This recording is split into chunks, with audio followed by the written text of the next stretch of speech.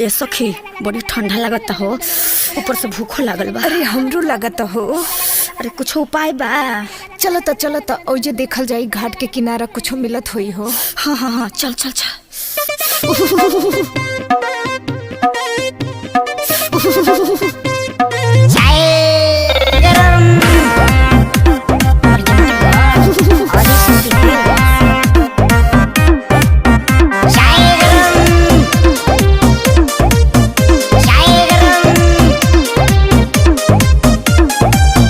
लागता बेजार बड़ा कपतानी खड़े खड़ा ढेर नौटंकी कैला बढ़ जानी झूठ पहाड़ा धर्म कमाए छठी घाटे अइला भइला तू निरदैया हो।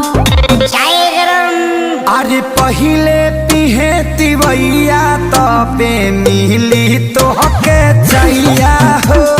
पहिले पिहे तिवैया तबे मिली तोहके चैया हो।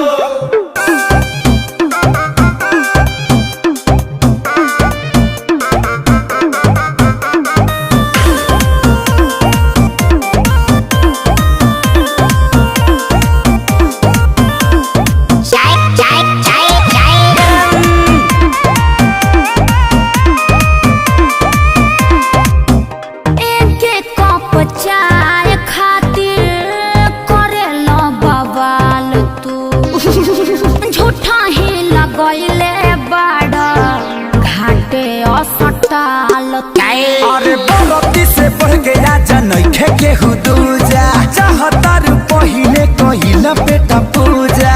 अबे न लौकेला पूर्व के लाली विद्या नहाली समैया।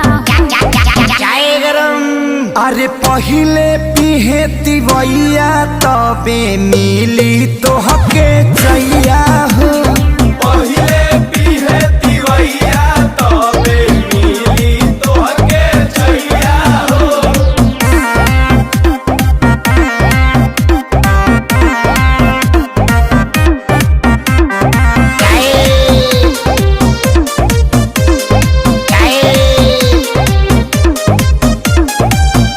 बड़ा बेरहम तोहरा दिल में नइखे दाया भूखे रे पियासे कबले छछने लकाया। जिद जनी धर तनी कर इंतजार हो, काहे भेजा चाट तारू कबेले हमार हो। बोस खेसारी कर न रहम पड़िल तोहरा पैया हो। छठी मैया हो। अरे पहिले पिहे तिवैया तबे मिली तोहके